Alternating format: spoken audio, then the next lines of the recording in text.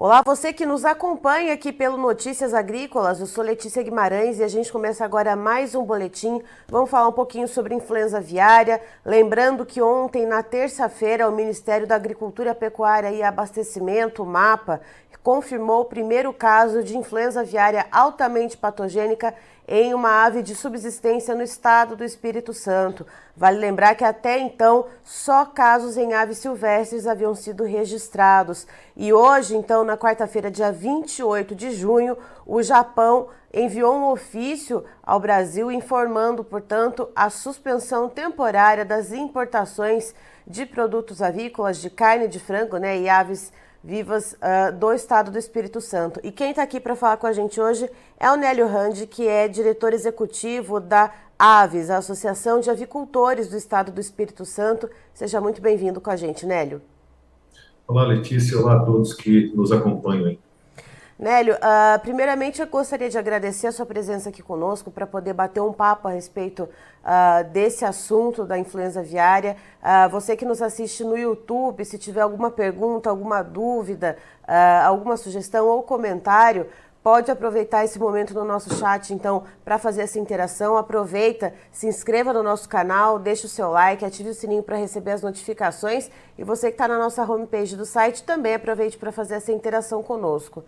Nélio, há algumas semanas a minha colega aqui de trabalho, a Virginia Alves, ela tinha entrevistado o secretário de Agricultura aí do Estado, o Enio Bergoli, e ele comentou justamente que depois de ter registrado aqueles casos em aves silvestres aí no Estado, as aves de subsistência, de fundo de quintal, eram aquelas que mais preocupavam, era o principal desafio. É exatamente disso que se trata? Isso segue sendo um desafio bastante grave aí para vocês no Espírito Santo?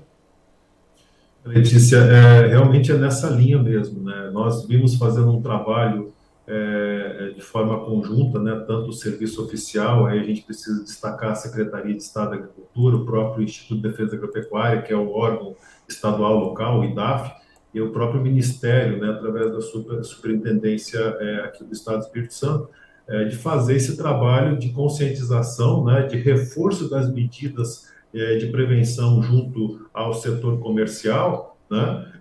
Mas também, fundamentalmente, trabalhar a prevenção nas aves de subsistência, quer dizer, fazer um trabalho de conscientização e levar a informação para essas propriedades para que protegessem, para que protejam, né, as suas aves, né, do contato de aves silvestres, né. Infelizmente, nós tivemos esse caso aí ocorrido ontem, né, e mostra que nós devemos continuar nessa linha de trabalho de uma maneira mais intensa ainda, fazendo parceria com as prefeituras, com outras instituições, para que nós possamos evitar, né, que esse problema chegue às aves comerciais, porque é o sentido natural praticamente da enfermidade registrada em outros países, à exceção de algumas situações atípicas, mas que passe, né, gradativamente do silvestre para o de subsistência e de subsistência chegue mais próximo da produção comercial. E Nélio, de que forma seria possível trazer essa proteção? A gente sabe que tem uma proteção, umas medidas de biosseguridades que são muito bem aplicadas pelo setor comercial brasileiro, isso há mais de 20 anos, né? Pensando inclusive no sentido da exportação. Como que é possível aplicar medidas de proteção para essas criações mais informais de fundo de quintal? O que pode se pensar, o que pode se avançar nesse assunto?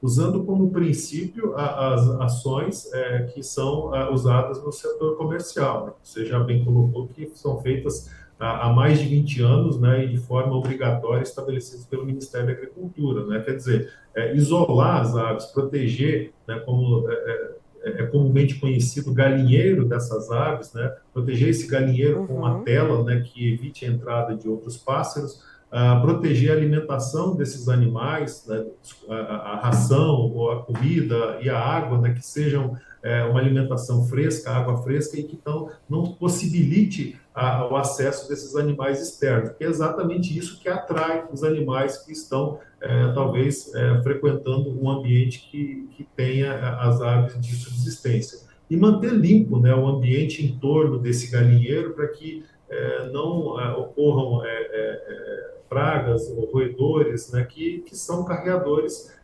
de meios que podem conter o vírus que acabam contaminando essas aves. Então, são essas as medidas que nós estamos orientando para a produção de subsistência, né? Então, isso vem sendo trabalhado através de materiais orientativos do próprio Ministério da Agricultura, do próprio setor nacional, aqui no estado da Aves e do IBAF também. Então, temos tentado chegar a essas propriedades de subsistência levando essa informação. Quer dizer, além de proteger as aves de subsistência daquele pequeno produtor, elas também não sirvam de meios para chegar à atividade comercial. E aí, Letícia, tem um trabalho que está sendo feito assim, de uma maneira muito importante, que vale a pena a gente destacar, que é junto aos municípios, né, que nós estamos trabalhando, a começar, é claro, pelos municípios de maior produção avícola, de maior expressão na produção, mas que é buscar junto à municipalidade, né, diretamente ao ponto, né, junto à Secretaria Municipal de Saúde, que tem nos ajudado através dos agentes de saúde, né, dos municípios,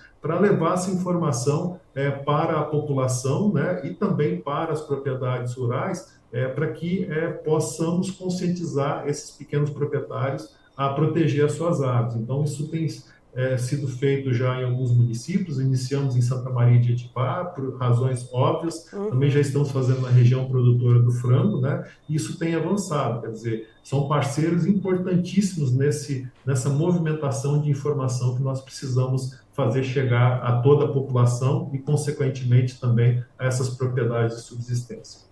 Para você que não conhece o estado do Espírito Santo, o município de Santa Maria de Jetibá é um expoente na produção de ovos, né, Nélio? Sim, sim. Segundo o IBGE, é o maior município produtor de ovos do país. Então, existe essa preocupação, né, como eu falei, óbvio, em relação à proteção do plantel local. Claro, a produção de frangos também aqui do Espírito Santo também é uma preocupação, mas em função do volume e até da questão de concentração da produção, as atenções também, em boa parte do tempo, são voltadas para aquela região produtora. E Nélio, de acordo com uma nota enviada pela BPA, Associação Brasileira de Proteína Animal, falando justamente sobre a questão do Japão ter suspendido temporariamente as importações de carne de frango aí do estado do Espírito Santo. A BPA informa que o Espírito Santo é responsável por 0,19% do total exportado de carne de frango pelo Brasil, com dados com base em 2022. O quanto isso pesa para o Estado? Porque quando a gente pega essa porcentagem e fala do Brasil todo exportando é uma coisa, mas quando a gente olha ali para a renda do Estado, qual é o peso disso para vocês? A preocupação, né, inicial é exatamente esse produto ele ter que virar uma oferta de mercado interno, né? Nós temos um setor de carne de frango que não anda lá tão bem em relação à remuneração para a indústria, para o produtor, e isso pode ter esses efeitos, né? Nós, assim, não estamos entendendo o porquê dessa decisão do Japão, até porque segundo a Organização Mundial de Saúde Animal, né, não haveria motivos para nenhum tipo de restrição a mercados, né, sendo a influenza aviária recorrente em aves silvestres e em aves de subsistência. Mas foi a nota que foi emitida, né, e nós já temos, assim, o Ministério da Agricultura trabalhando nesse sentido, a própria BPA nos auxiliando nesse fator, mas realmente é uma situação que preocupa, né? Porque isso pode virar também precedente para outras situações que possam também ocorrer, né? E você que está nos assistindo, você encontra no site do Notícias Agrícolas um texto informando sobre essa suspensão do Japão, inclusive com o documento oficial do Japão e um documento oficial do Ministério da Agricultura aqui do Brasil também, informando que já está questionando as autoridades japonesas do porquê dessa suspensão, justamente como o Nélio falou, que os protocolos da Organização Mundial para a Saúde Animal, eles não tiram o status do país quando a doença ela está ainda em aves de subsistência, só quando atinge plantéis comerciais, né, Nélio? Sim, exatamente isso, né? Então, pegou realmente o setor local, né, e o nacional de surpresa, né, porque, como eu disse, é uma preocupação agora do próprio Ministério da Agricultura em fazer esses questionamentos, né, e as justificativas que serão colocadas. Esperamos que isso possa ser revertido, né, embora tenhamos um volume bem pequeno aí do Estado para a exportação, né, para aquele país, né, mas ele pode sim, né, criar alguma dificuldade em determinado momento. E pensando nessa dificuldade, você comentou a respeito do preço, né? A gente acompanha aqui no Notícias Agrícolas e leva para a nossa audiência a avicultura do Brasil como um todo, mas agora que a gente está falando especificamente do Espírito Santo, falamos a questão do preço, da remuneração, que já não está lá aquelas coisas, né, Nélio? E aí trazer Sim. essa oferta, ainda que ela não seja numa porcentagem muito grande, mas é uma oferta aí localizada no Espírito Santo que pode baixar ainda mais os preços. Isso pode mexer com alguma questão de empregos, agroindústria, paralisação? Como que vocês vislumbram isso, Nélio? Olha, Letícia, é uma coisa muito, digamos, sob o ponto de vista geral da produção, incipiente ainda para chegar a esse ponto. É claro que se houverem situações mais drásticas ou mais aprofundadas nesse sentido, pode sim implicar. Quer dizer, a consequência de qualquer tipo de redução na produção pode gerar desmobilização de equipamento, redução na força de trabalho, quer dizer, no número de empregos, né? Nós sentimos isso, extrapolando um pouquinho, nós sentimos isso muito nos últimos anos, nos últimos 3 anos, principalmente, quando nós tivemos uma alta muito grande dos custos de produção. Quer dizer, aqueles custos que subiram muito do milho e da soja provocaram, né, no final da história, uma redução muito grande, principalmente na postura comercial, mas também no frango de corte produzido aqui no Espírito Santo, né? E aí a consequência é exatamente nesse ponto que você colocou, quer dizer, redução de emprego, encerramento de atividade por algumas propriedades, ou aqueles que conseguiram se manter, reduzindo também a sua produção. Então, sempre há consequências negativas nesse sentido, e reforço, nós sentimos isso na pele nesses últimos anos, quando nós tivemos os custos de produção que ficaram muito altos aqui para o setor produtivo. E Nélio, pensando na avicultura de postura, né, olhando para Santa Maria de Jetibá como expoente brasileiro na produção de ovos, conversando com um dos integrantes da Secretaria de Defesa Animal do MAPA, ele comentou no evento da Combrasul Ovos que a avicultura de postura ela é mais suscetível à entrada da influenza aviária, porque tem aves de diversas idades ali que estão juntas. Como que você vê esse tipo de situação, esse tipo de risco? Isso oferece, de fato, uma vulnerabilidade maior para a entrada da doença? Sim, tem essa preocupação, tanto que as medidas, né, elas são realmente redobradas no setor de postura, exatamente porque você tem núcleos de produção ou a produção que está com várias idades, né, e são núcleos de grande concentração, né, então isso precisa receber uma atenção redobrada, né, então isso tem sido feito de uma maneira muito incisiva pela associação junto ao setor produtivo, exatamente para proteger, né, os plantéis da postura comercial, né, mesmo oferecendo esse risco maior em relação a essas questões que possibilitam tal sensibilidade, né, em relação ao que é produzido nesses núcleos. Então, nós temos reforçado muito, né, para o produtor que as ações de proteção ou as medidas de biossegurança, elas precisam ser duplicadas, triplicadas ao máximo para que, com atenção para que não possa afetar a produção comercial.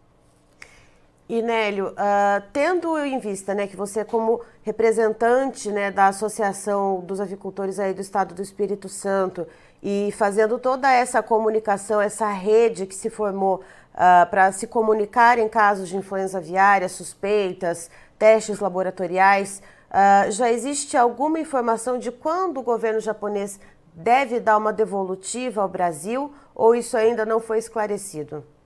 Não, ainda não foi esclarecido. Recebemos apenas a informação de que estariam ocorrendo os questionamentos, né?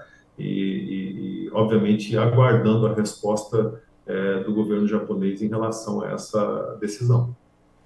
Nélio, e finalmente, se você puder deixar uma mensagem para os avicultores, não só do Espírito Santo, mas também de toda a cadeia produtiva do Brasil, que a gente sabe que tem produção de frango para todo canto aqui nesse país. Se você puder deixar aí um recado, vocês aí do Espírito Santo que estão convivendo há mais tempo com esses casos, né? Lembrando que foi o estado que primeiro registrou um caso de influenza aviária em aves silvestres. Se você puder deixar uma mensagem, eu agradeço bastante em nome da nossa audiência. Eu agradeço a oportunidade de passar uma mensagem no seguinte sentido, né, que a todas as medidas, né, que vêm sendo tomadas, né, nesses últimos 20 anos praticamente em relação à biossegurança, né, a Instrução Normativa 56 sendo aplicada, elas devem ser agora mais do que valorizadas, elas precisam ser uma prioridade dentro da produção avícola, seja de postura comercial, seja de frango de corte. E aqueles que ainda não possuem isso estabelecido de forma total ou parcial, esteja parcialmente praticando, que dê atenção nisso, né? Eu acho que a palavra de ordem agora para todo mundo deve ser proteja as suas aves, né? Tanto que nós estamos trabalhando muito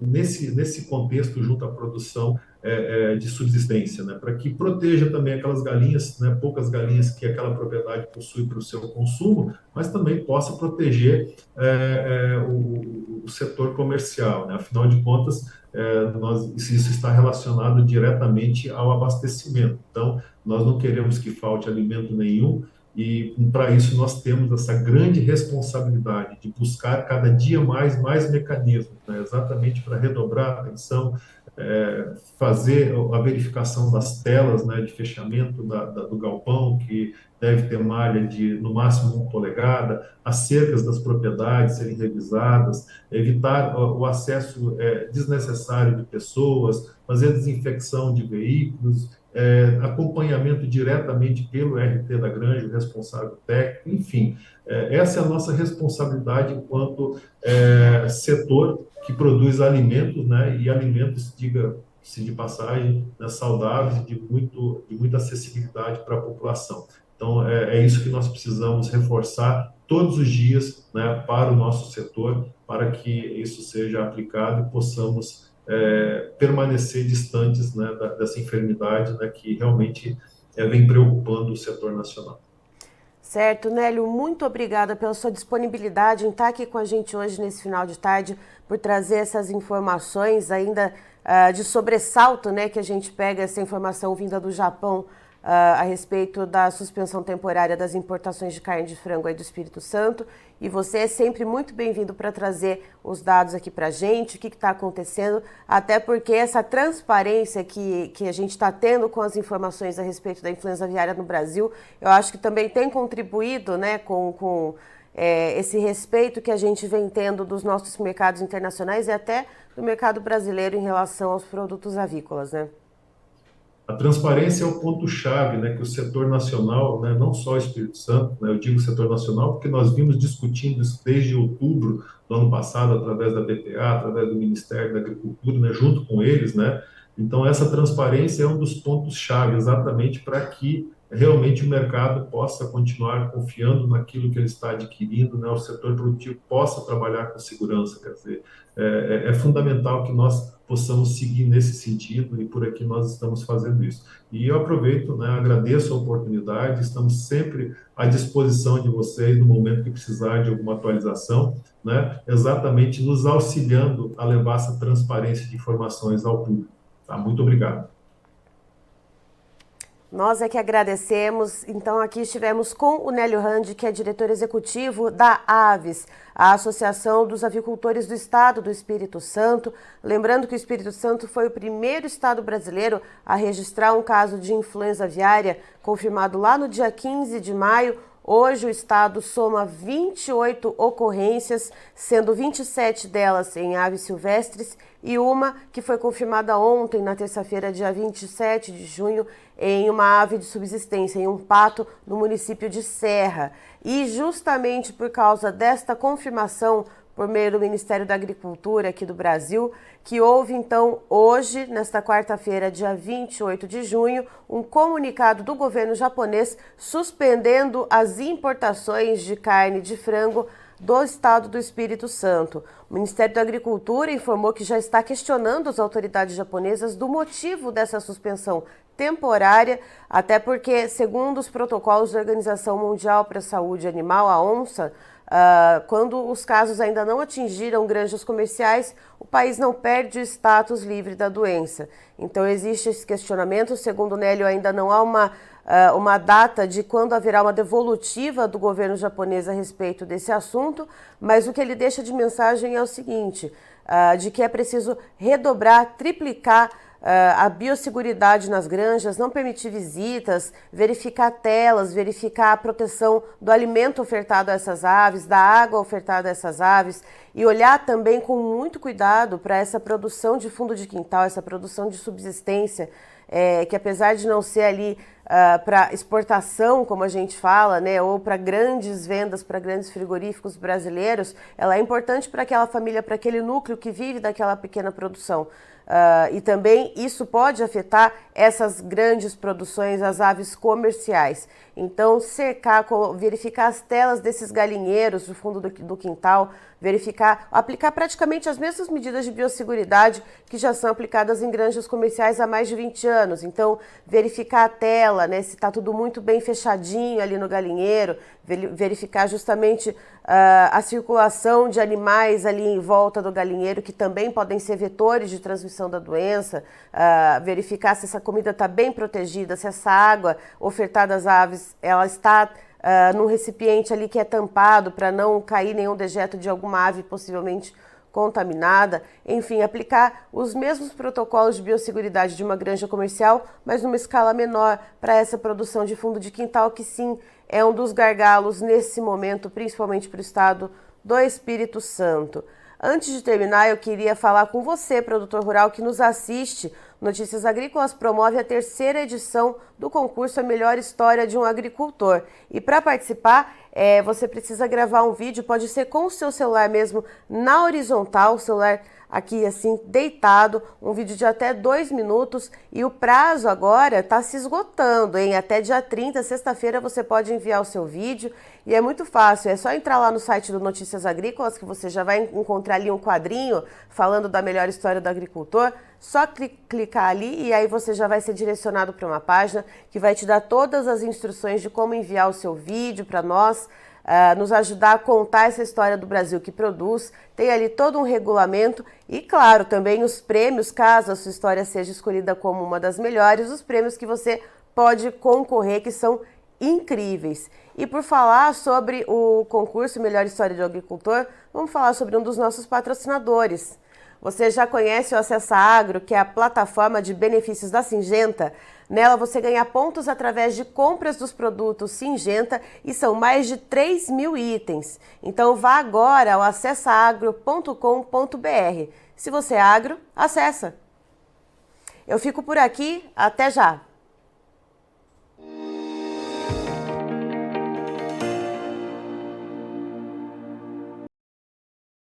Participe das nossas mídias sociais, no Facebook, Notícias Agrícolas, no Instagram, @Notícias Agrícolas e em nosso Twitter, @Noteagri. E para assistir todos os vídeos, se inscreva no YouTube, na Twitch, no Notícias Agrícolas Oficial.